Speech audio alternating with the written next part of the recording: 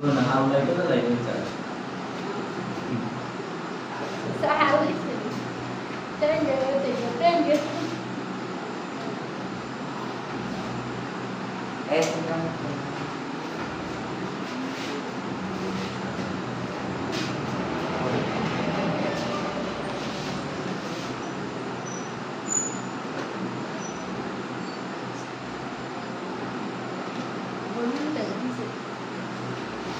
আচ্ছা এবার দেখো তাহলে এটা হলো কি present indefinite continuous perfect perfect continuous তারপরে যে ভার্বগুলো আমাদের অক্সিলারি ভার্বগুলো দরকার সেটা হলো কি ডু ভার্ব যদি ইনডিফিনিট টেন্সে কি ডু ভার্ব দরকার ডু ডাস আর পাস্ট টেন্সে কি ডিড এখন এখানে আমাদের ডু এই যে আমি আলোচনা করতেছি এটা কি প্রেজেন্ট ইনডিফিনিট টেন্স তাহলে প্রেজেন্ট ইনডিফিনিট টেন্সে আমাদের প্রথমে কি আচ্ছা এগুলো আপাতত মুছে ওকে এগুলো এদিক খেয়াল তাহলে এগুলো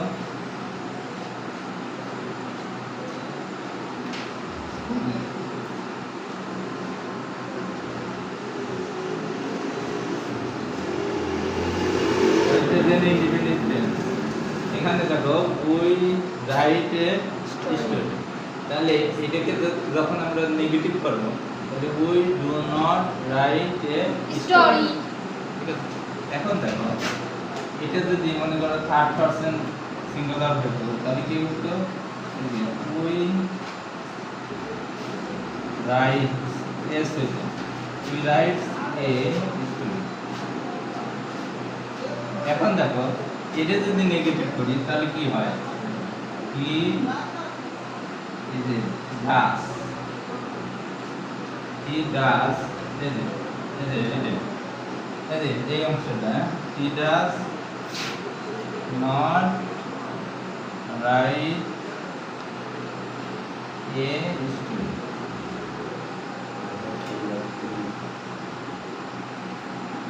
এই ভিডিও অফ করো অফ করো এই होगा सर হুম देखो आइला तेरे मान की बोल টুকটাক দেখ এই অংশটা দেখ তাহলে এখানে দেখো একটা মজার জিনিস সেটা হলো এখানে যে এস হয়েছে এই যে স্বাভাবিক বাক্য যে উই রাইটস এস হয়েছে কিন্তু এখানে এসে কিন্তু এস হয়েছে এই যে দেখতে পাচ্ছ এখানে এসে কি এস হয় তাহলে সেক্ষেত্রে এখানে যে এই যে এস বাই ইউএস হয়েছে আমরা একটা সূত্র মনে রাখতে পারি সেটা হলো এই জিনিসটার মধ্যে এইটা মনে করো যে একটা বডি এটা কি একটা বডি এখানে যেমন বডি সহ আত্মা ছিল বডি সহ কি আত্মা এই যে এই আত্মাটা যখন আলাদা করে ফেলছি তার মানে এটা কি ডেড বডি হয় আত্মা যখন আলাদা করছে এখানে কি ডেড বডি তার মানে এই বাক্য আর কাজ করছে না সে আর কি লিখছে না হি does not take right a story সে কি লিখছে না তাহলে এখন এই যখন এই রাইটের মধ্যে আত্মা ছিল মানে ডু ছিল এখানে যেহেতু ডাস মানে ডাস ছিল তখন কিন্তু এদের শেপ মানে এদের আকৃতি ছিল কি হ্যাঁ রাইটস এস ছিল এই ডু ডাস যখন এর মধ্যে ছিল তখন এর আকৃতি ছিল কি এস যোগ ছিল অর্থাৎ এই রাইটস ছিল আর এখানে যখন এদের আলাদা করে ফেলছি দুইটা পার্ট করে ফেলছি তার মানে বোঝা যাচ্ছে যে এই ডু কি রাইটটা আর কাজ করতেছে হি ডাজ নট রাইট এই স্টোরি সে এখন কি স্টোরি দেখেন বুঝতে পারছো তাহলে এখানেও ঠিক একই রকম ওই রাইট এ স্টোরি আমরা একটা কি স্টোরি দেখে এই যে দুটা আলাদা করে ফেলছি এখন কিন্তু এই রাইটটা আর কাজ করছে সে আর কি আমরা গল্প দেখছি তাহলে উই ডু নট রাইট এই বুঝতে পারছো? এই যে দুইটা পার্ট যখন আলাদা করলাম এটাই হচ্ছে কি এই যে অক্সিলারি ভার্বের এটাই যদি মনে করো যে এটাই হচ্ছে কি একটা আত্মার মতো আসসালামু আলাইকুম। একটা কি আত্মার মতন কাজ করছে। For your better mood.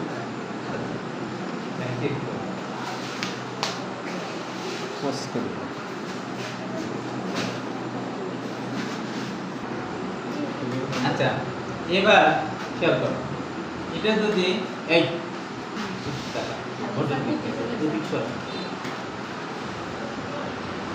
তাহলে এটা যদি আমরা নেগেটিভ করি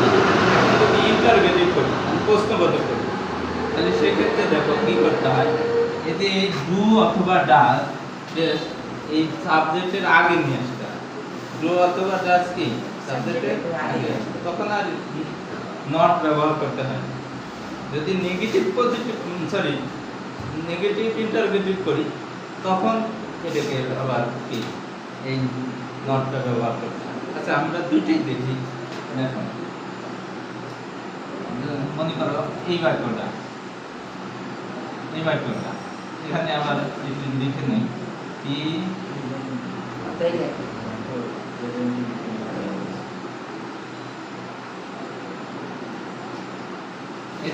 এই বাক্যটা আমরা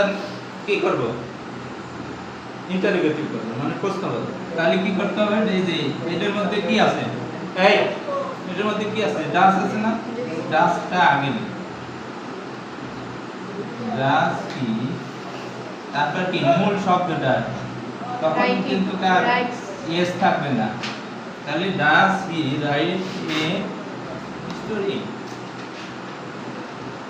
ডাস হি রাইট এ স্টোরি বুঝতে পারছো আবার যদি মনে করো এই বহুবচন বা ফার্স্ট পারসন সেকেন্ড পারসন বা কি প্লুরাল সাবজেক্ট থাকে সেক্ষেত্রে দেখো কি হয় এই যে মনে করো প্রথম এই বাক্যটাই লিখলাম উই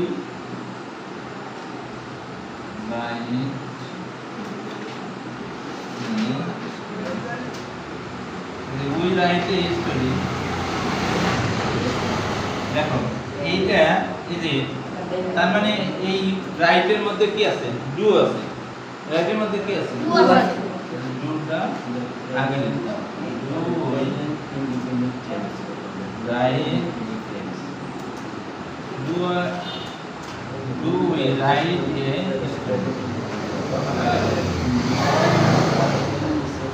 তাহলে প্রশ্নবোধক চিহ্ন এখানে হ্যাঁ এখানেও প্রশ্নবোধক চিহ্ন বুঝতে পারছো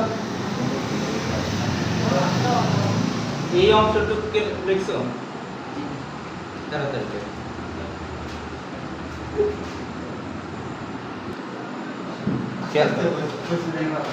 তাহলে এক নম্বর এই ভাই প্রথমে খেয়াল কর যে প্রথমে স্বাভাবিক মানে যে ইন্ডিপেন্ডেন্ট টেন্স যেটা বর্ণনামূলক তাহলে ওই রাইট স্টোরি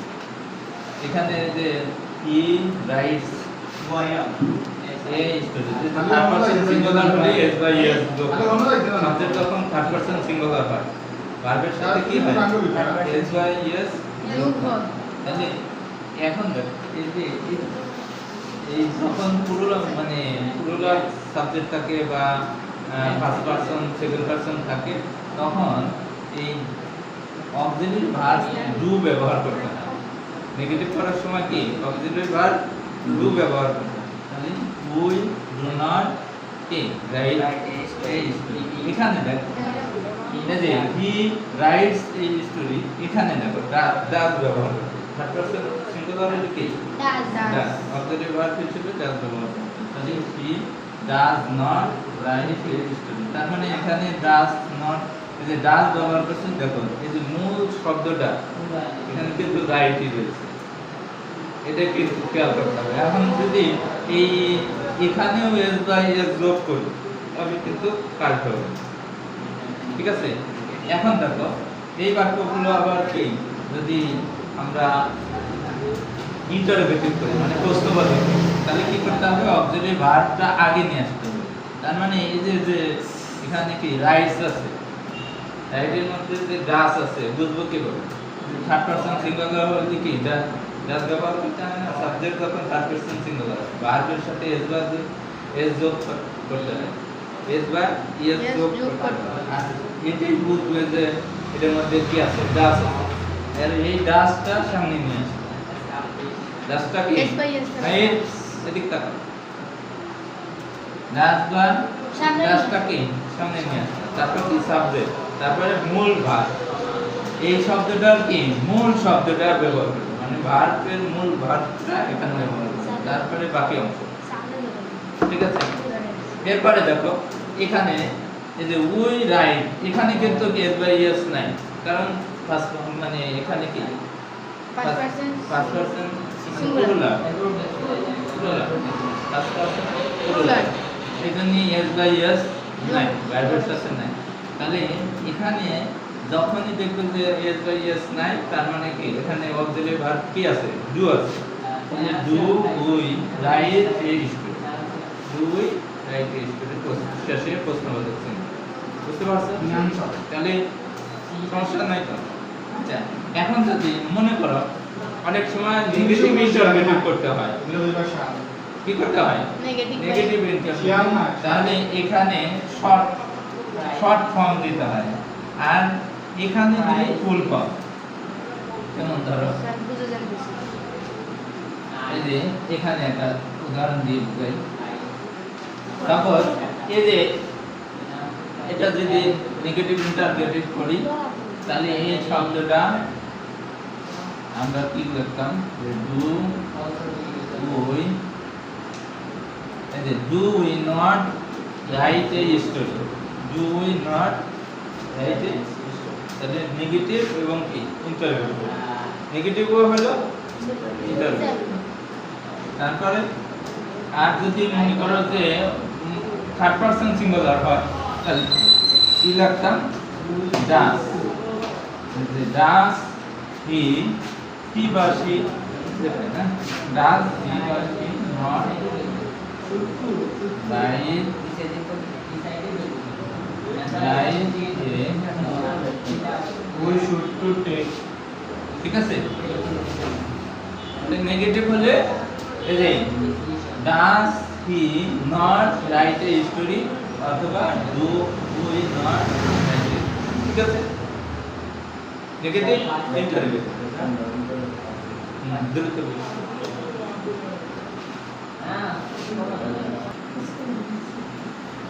আচ্ছা এরপরে দেখো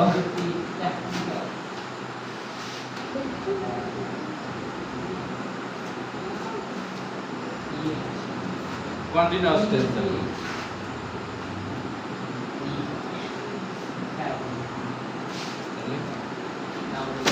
প্রেজেন্ট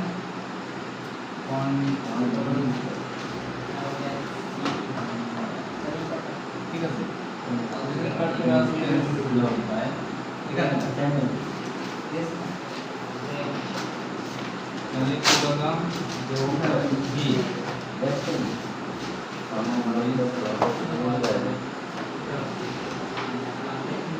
আস্তে নেন। Where is Shua? he is going to market he is going to market এখন এই বাক্যটা এই যে আমি বলছি যে অক্সিলারি ভার্ব বি ভার্ব থেকে আমরা কি পাই am is are এটা হলো কি প্রেজেন্টে আর হলো was were past was were কি Past tense. তাহলে আমাদের এখন যেহেতু প্রেজেন্ট ইন্ডিভিজুয়াল নিয়ে কাজ করতেছি প্রেজেন্ট কন্টিনিউয়াস নিয়ে কাজ করতেছি এইজন্য আমাদের কি একটিভ হবে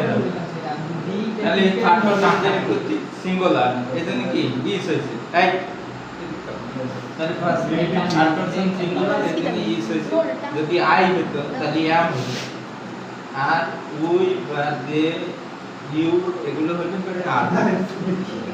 এখন দেখো এই বাক্যটা যদি নেগেটিভ করি তাহলে কি হবে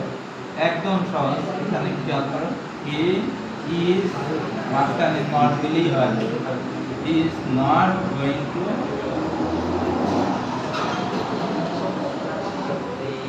he is not going to market ঠিক আছে is not going to কি মার্কেট এবার দেখো এটাকে যদি এই যে এই বাক্যটাকে আমরা যদি ইন্টারোগেটিভ করি এই যে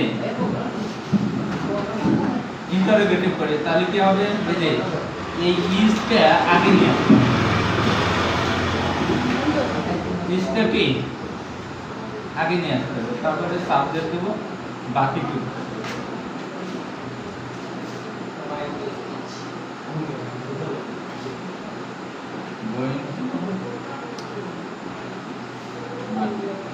তাহলে প্রশ্নবোধক তাহলে is he going to market ঠিক আছে এরপরে দেখো এটাকে ইন্টারোগেটিভ এবং নেগেটিভ ইন্টারোগেটিভ যদি করি মানে প্রশ্নবোধক না বোধক প্রশ্নবোধক যদি করি তাহলে সেই ক্ষেত্রে দেখো সংক্ষেপে এভাবে করা যাবে দুইটা পদ্ধতি এই যে সংক্ষেপে যদি করো এভাবে লিখতে পারো এই যে isn't he going to market অথবা আরেকটা নিয়ম হচ্ছে is he not going to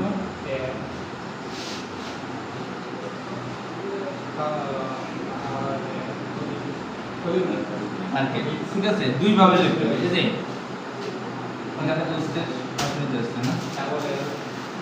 isn't একসাথে নটটা ঠিক আছে নটটা শর্ট কর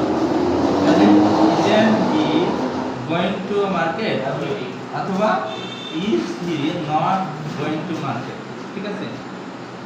এই দুটি পদ্ধতি ওকে দেখো লিখে ফেলো